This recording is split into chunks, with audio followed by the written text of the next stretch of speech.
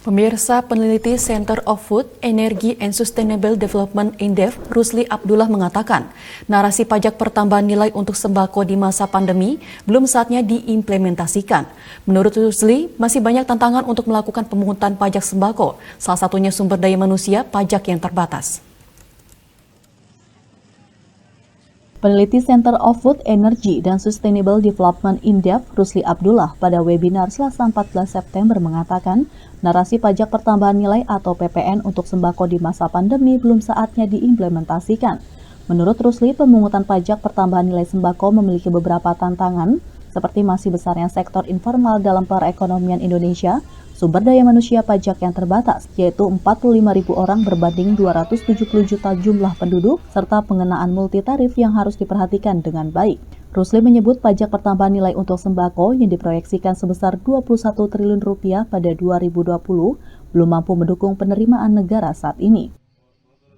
Dikhawatirkan dengan adanya PPN sembako ini yang cuma 21 T, tidak mampu mewujudkan efisiensi pemungutan pajak dalam rangka mendukung penerimaan negara. Jadi ada prinsip revenue mobilization with minimizing distortion.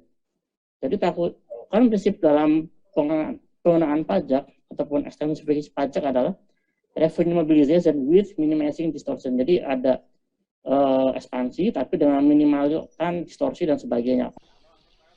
Sebab itu, Rusli menyarankan pemerintah untuk fokus pada optimalisasi pajak penghasilan pribadi, terutama pada kelas menengah ke atas, optimalisasi PPN pada barang makanan minuman jadi dari sektor industri besar, dan melakukan pendampingan untuk usaha mikro kecil dan menengah agar bisa membuat laporan keuangan dan menghitung pajak.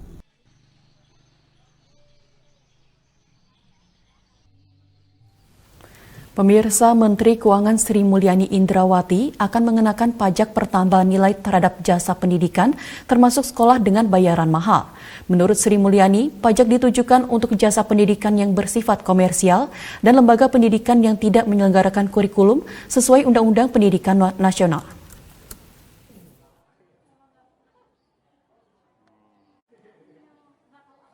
Pemerintah berencana akan mengenakan pajak pertambahan nilai atau PPN terhadap jasa pendidikan dengan tujuan untuk memberikan keadilan perlakuan perpajakan atas kelas ekonomi masyarakat. Pengenaan PPN akan diatur skemanya sehingga tidak membebani masyarakat berpenghasilan rendah.